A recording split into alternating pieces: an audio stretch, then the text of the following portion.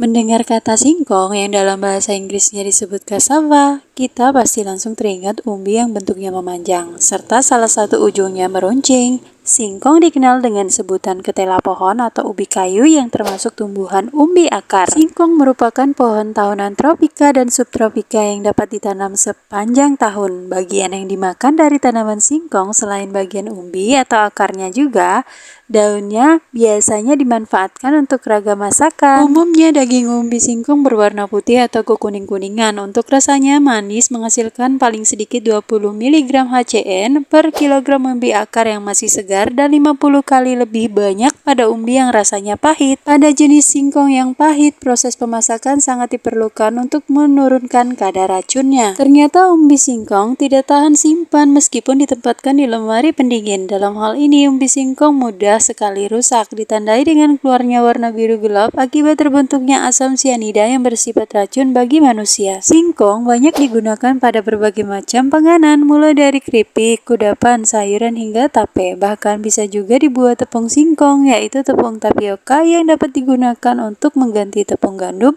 yang baik untuk mengidap alergi. Saat diolah, singkong harus dicuci bersih untuk menghilangkan tanah yang menempel di umbi singkong. Cuci kembali singkong supaya bersih. Apabila belum diolah, rendam singkong terlebih dahulu agar warnanya tidak berubah. Yang mesti diingat, singkong adalah umbi akar yang teksturnya cukup keras, sehingga apabila akan diubah menjadi penganan, mesti diolah terlebih dahulu seperti dikukus atau diparut. Apabila singkong hendak dihaluskan seperti untuk membuat getuk, sebaiknya pengukusan singkong harus dilakukan hingga benar-benar empuk. Untuk menghaluskan, bisa menggunakan garpu atau ditumbuk dalam cobek atau batu lumpang. Yang mesti diingat, singkong sebaiknya dihaluskan selagi masih panas. Dari tanaman singkong ini, kamu bisa berkreasi untuk menjadikan hidangan yang menarik. Daun singkong untuk sayuran, sedangkan umbinya kamu bisa mengolahnya untuk cemilan, bahkan kek, puding, roti, atau berbagai hidangan lezat lainnya. Untuk pengukusan, sebaiknya sebelum dikukus kamu rendam terlebih dahulu selama 15 menit di air bersih. Setelah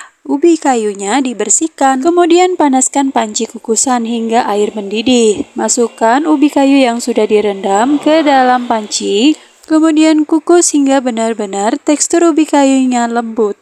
Aku mengukusnya selama 30 menit pertama, kemudian diamkan selama 30 menit tanpa menggunakan api.